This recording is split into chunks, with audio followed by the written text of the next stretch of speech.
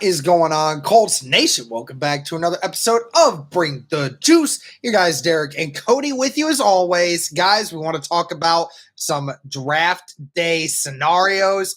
What will the Indianapolis Colts do on day one with that 15th overall pick? But before we hop into that, we just wanted to say this episode is presented by PrizePicks once again. Make sure to go to PrizePicks.com or use the PrizePicks app today. And when you sign up, make sure to use the code BTJ for a $100 deposit match when you sign up. Please be sure to do that. But like we said, guys, today we're talking about draft stuff. Do the Colts want to trade up? Do they want to trade back? Or do they want to stay put at 15 and take whatever they can get? We're going to discuss all of those options here in this video. Cody will go with what I think everyone, including us, also agrees is the most unlikely scenario, which is the Colts trading up. Very few times we've seen the Indianapolis Colts many more times trade back rather than trading up. They very rarely do trade up.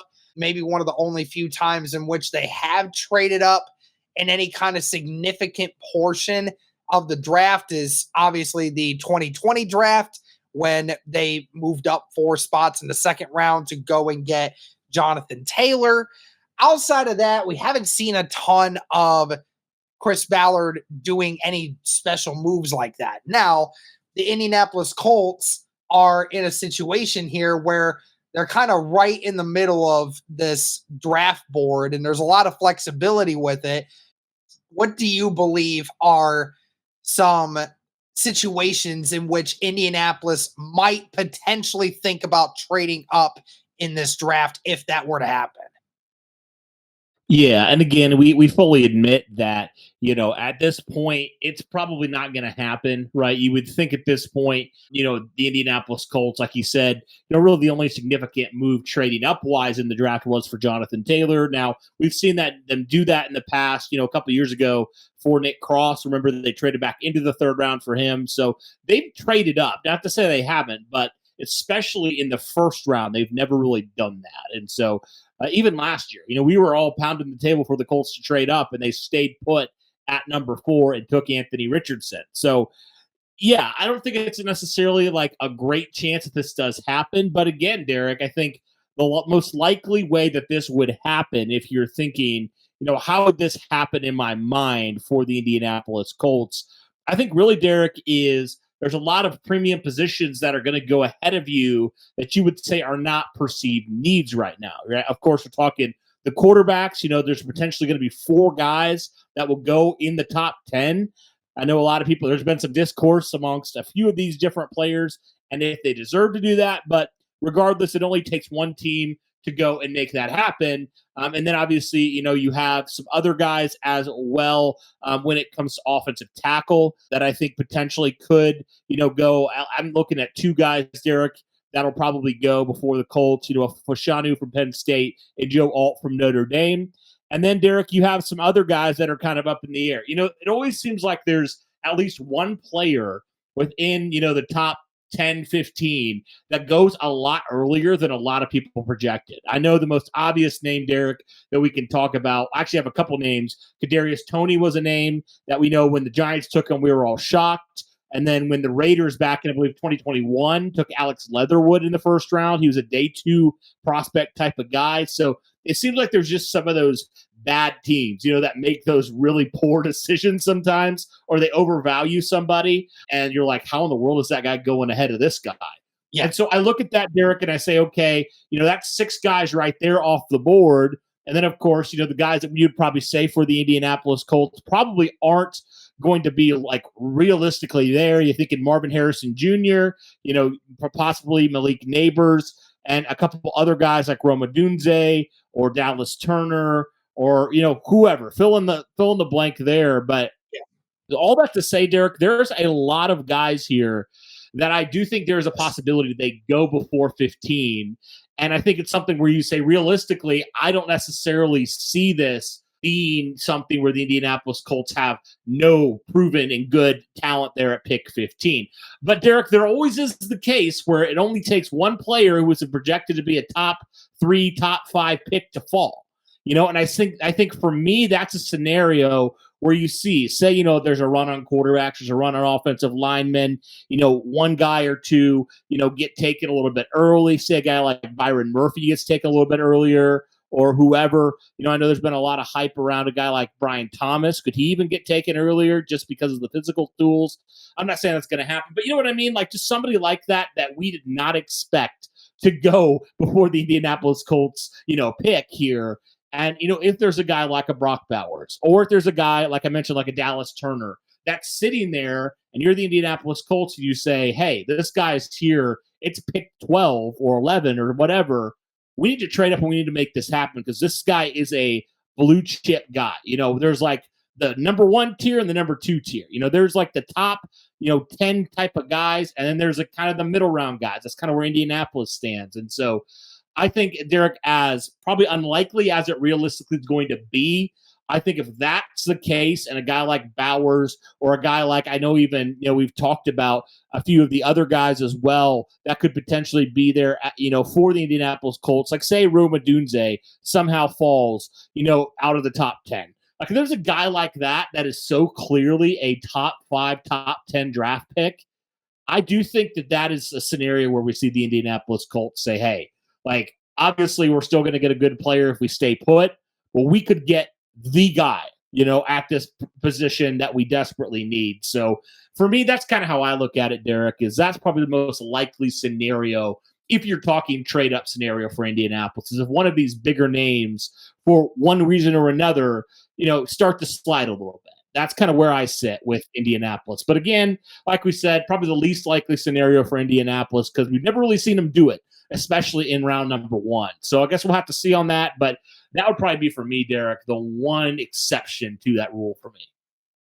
Yeah, and I mean, I'll even add it to your point earlier about teams sometimes overvaluing players. I mean, remember in the 2019 draft where not only when Daniel Jones was selected to the Giants, but 2 picks prior to that, you remember the Raiders were drafting Cleveland Farrell from Clemson, and the majority of people said like this guy's not is barely a top first round talent. Like he should have been in the 20s, but here he was being taken 4th overall, right? So you're right. Some of these GMs sometimes they stretch because they see something about a guy and they just want it, right? So I mean, again, going off of your point that if the first 3 picks are quarterback, and there potentially could be another quarterback that's going to get taken in the top 14 picks as well.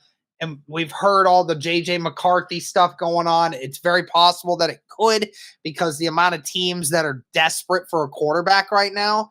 So that's 4 of the 14 being taken off the board right there.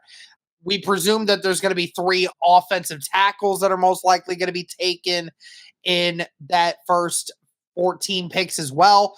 So that's half of the teams that are in front of the Indianapolis Colts being taken right off the board, right? So you have to think about the 7 other teams that could be doing this sort of stuff. And you're right. If a player like a Rome Odunze or a Brock Bowers or a Dallas Turner or a Tyrion Arnold or, one of those types of players falls past the 10th pick, then I could easily see a scenario in which the Indianapolis Colts sit back and say, we have to go and take a risk on this guy. Like we have to, albeit giving up a second rounder and maybe a third rounder next year as well to move up like 3 or 4 spaces. Okay. Like, you got to do what you got to do sometimes. And if there is a specific player in mind that the Indianapolis Colts just simply cannot live without, then I'm all for it. If they think he's that much of a difference maker, then the Colts should go and take advantage of it because, we've seen it to where the Indianapolis Colts have had opportunities to trade up and try and get players, but they settled on, whatever fell to them. And, sometimes it hasn't worked for the Indianapolis Colts. especially in the first round. I mean, I'm not going to name players, but we all can name a couple that Chris Ballard has had trouble with.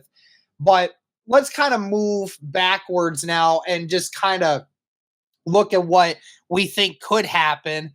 And that's the Colts staying at 15 and most likely taking just the best player available at that time. Now, I mean, Cody, there is quite a few opportunities for the Indianapolis Colts at 15. Most likely, there won't be a ton of cornerbacks that get taken early inside the first 14 picks because not a lot of teams are looking to add cornerbacks at the top end of their wish list right now. So, Indianapolis will have a fair share of a lot of different options in the cornerback room. You will still have a couple options at wide receiver or, like weapons of that kind are early in the draft if you decide to go ahead and do so. And who knows, maybe you're right. Maybe we have a situation where like 4 or 5 different wide receivers get taken before the Indianapolis Colts, and then a Brock Bowers falls behind because people are going with wide receiver rather than the tight end, So there's a couple different ways that this could be working for Indianapolis. What say you about Indy staying at 15? Do you think that's the logical option, or do you think that they should do something different with it? But who do you think would be available at 15 for them to select? I think there's a really likely scenario, Derek, here that you get, one of, if not the best options at corner. I think there's an opportunity here for you to get a very quality wide receiver here that could be an instant starter. I think there's also a really great opportunity you could get a really good pass rusher here. So I think there's options galore. And so I think the more that I think about pick 15, I think really the only way the Colts would stay here is if, like I said, number one, obviously if a player slides for whatever reason, because there's a run on one certain position or something like that, or obviously if some other players, that are a little bit later on get taken a little bit earlier than they're supposed to. But I do think that the Colts will have a great chance there if that's the case.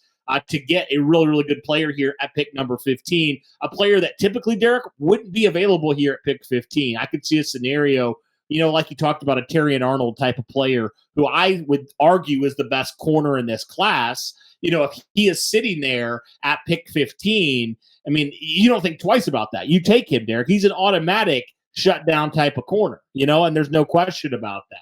And so obviously we don't know, where these players rank for the Indianapolis Colts.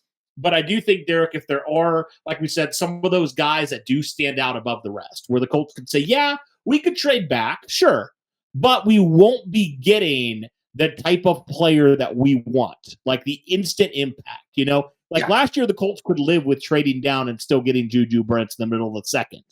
But it's a little bit different from that scenario to pick 15 potentially, because there are opportunities for elite players at positions, that wouldn't always be available. And so I think that's a scenario, Derek, if there is a player or two that falls and Indianapolis says, we're not going to have another chance if we trade down to get a player of this caliber and this magnitude. And so we got to take him right here. We would like, as much as we would love to trade down, the instant impact and the quality of this player, plugging him in from day one, it's going to be so much more. And we feel like his potential to be a top player at his position is so much more than maybe some of these other guys. That could be a scenario I could see for pick 15 making sense for Indianapolis. As much as I feel like the consensus thing right now for a lot of people is team trade down, that's a scenario where I could see it making sense for Indianapolis. If there just is that guy or guys that the Colts are like, hey, we got to take these guys because they're a notch above the rest.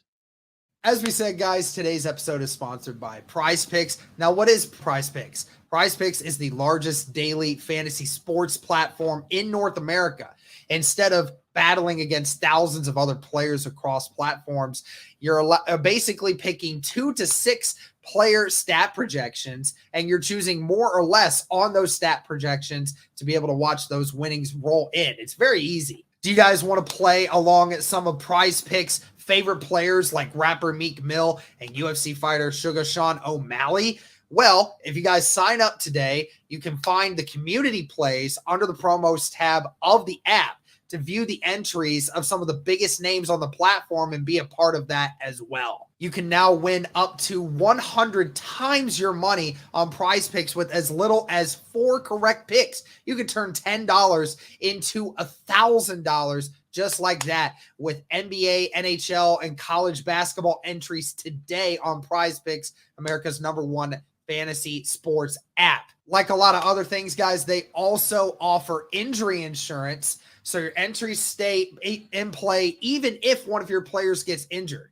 So if someone exits the game in the first half and does not return in the second, that player projection won't count against you and the rest of your entry stays live. So it's great bounce back for that one. What I love about the app as well, guys, is it's not just sports like NBA, NHL, football, and tennis, and baseball, and all these other things, but there's also a lot of others that go into it as well. If you like to place entries on video game situations like Call of Duty, CS2, Apex, if that's something that appeals to you, there's a wide variety of sports and video games and everything else that you can place entries on. And I love how expansive it is. Even just looking at the NBA, there's entries you can make with turnovers, with points. You can do combo deals, dunks, field goals attempted, all of these different things. So there's just so many different ways to make money off of these entries. Be sure to download the app today and use code BTJ for a first deposit match up to $100. Again, download the app today and use code BTJ for a first deposit match up to $100. Again, it's sponsored by PrizePicks. Pick more, pick less. It's that easy. Yeah, absolutely agreed. I mean, again, it falls into the play of, like I said, you don't want to just settle for what you have. You want to be able to get the talent that you know is going to elevate you to that extent. But now let's kind of talk about the option that I think the majority of people think that Ballard might do, and that is trading back. Now, what would be the advantage for the Indianapolis Colts to do such a thing? Well, here's another. We could talk about the fact that if you wanted to trade back with a team that is later in the first round, it allows you to sit there and say, I'm going to have 2 second-round picks that can be used for a multitude of different reasons. That can be to just stay where they're at, get a couple different players in that second round that we maybe wouldn't have been able to get before with only having 1 pick. Or you use those 2 second rounders and you do the same exact thing that other people are trying to do with you, which is, hey, I want to trade back either into the late first or really early second to be able to make a move for that. I look at a team that might potentially be worthy of something like that, and I look at maybe a team like Green Bay, who has the 41st overall pick, and you trade back with Green Bay at 25, and you get a second round pick, and maybe you get like an additional second or third or something to add to it, and then you have this repertoire of picks now that you can make another trade yourself to try and get a much better player.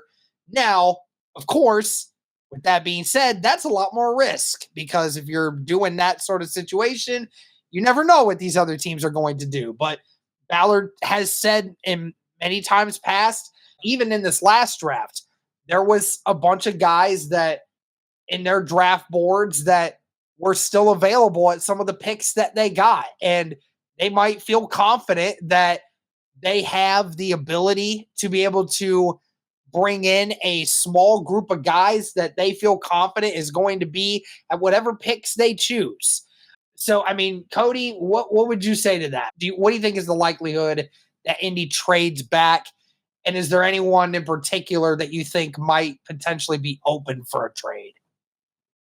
Yeah, I mean, I think that as I have, taken kind of a deep dive into this draft class, there are two positions in particular for the Indianapolis Colts, of positions of need that are extremely deep in this draft class. And so I think it's very likely in the sense that Indianapolis, if they can get, another second round pick or just another day two pick, from trading down a little bit in the first round, I think there's a great chance that Indianapolis could still get an impact player.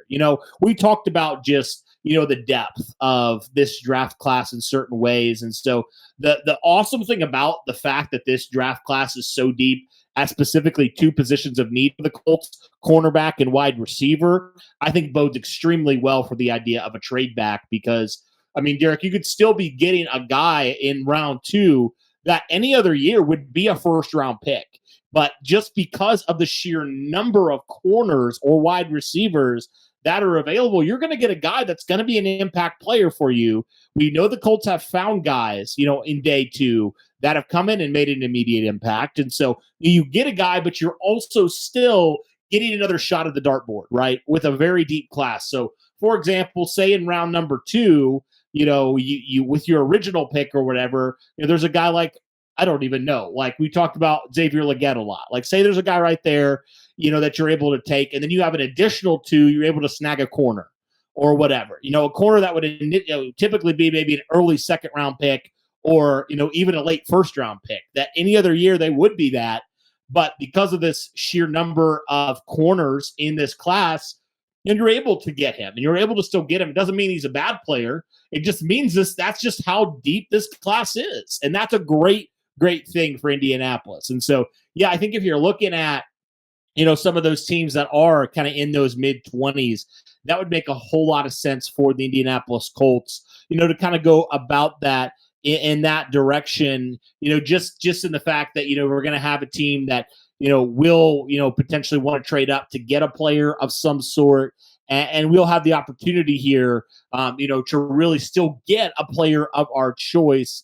And that would just be such a great thing for you. So, I know you already mentioned, a team like Green Bay, which would make a whole lot of sense. They're sitting there, at 25 or something like that. There's a lot of teams here, Derek, that I think you could see them potentially making a swing to try to move up to 15.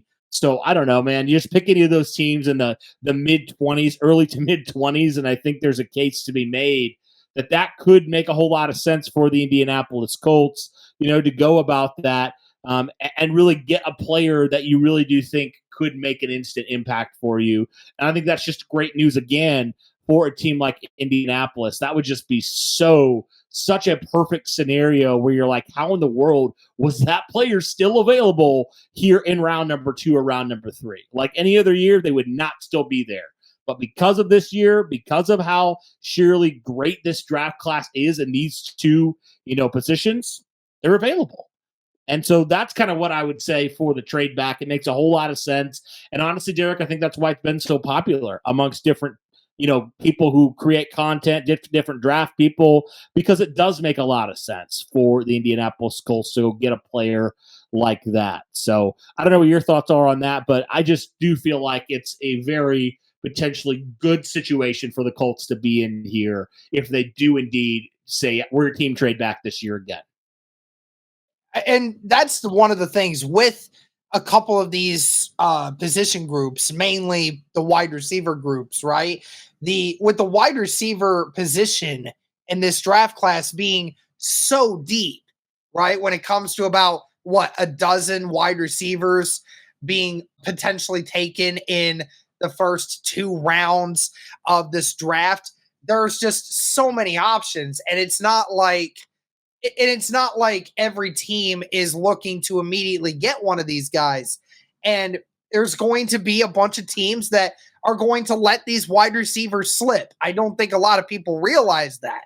Yes, there will be some teams that definitely go ahead and grab these wide receivers, but it's not like every team is immediately looking for a wide receiver in these first 2 rounds. So there's going to be plenty of opportunities for the Indianapolis Colts if they want to try to bring in one of these guys and capitalize on this kind of talent that they're on right now. So it will definitely be a very interesting input on it, because if you're going to trade back, then I would hope that means that Indies are going to acquire an additional second, and then from whoever it is, and then try and give up both those seconds to try to either get early into the second round or get back into the first round, whichever one of those they're going to try to do, to hopefully, be able to bring in a wide receiver such as, a Xavier Worthy if he's still there, and a couple other names. I could mention a bunch of them, but that also, going back to the staying put thing, that's where I kind of think that Ballard is thinking that we're like, hey, because we've heard this so many times before, right, Cody, where he has said, we felt confident, right? We felt confident in who we had, who we mocked, who we had in this little circle, this group of people, so any one of these guys that we thought could have potentially been there, we were happy with all of them, and we said that we were just going to stay put. Like that's what Ballard's going to say. I hear a little southern twang there. A little southern twang in your voice there. It was a terrible attempt at a southern accent, but the point still stands. Okay, we know what Ballard's thinking. We know that's exactly what he's thinking about. So that's another reason why I don't know if the trade back is going to be utilized to try to trade back up again. You know what I mean? Yeah, I guess we'll see. I think it does ultimately come down to who is available at a certain time, whether that be past 10 for trade up, who's available at pick 15, and also obviously who's available post, that as well. Like who are the players still there? And ultimately where the Colts have some of those players who are available at 15. And I guess we'll have to see on that, because the only people that know are the Indianapolis Colts. And so we'll have to see how they value these players, because draft people can value these players all they want. But ultimately, all that matters is what Indianapolis values these guys. So that's what it takes. And so we'll see on that. But guys, that'll do it for this one. Let us know your thoughts here on the different draft scenarios for the Indianapolis Colts. Are you team trade up, team stay put, or team trade down? Let us know your thoughts in the comments down below. But that'll do it for this one, guys. Thank you so much for tuning in. We really greatly appreciate it. You guys are awesome. Thank you so much. And as always, guys, go Colts.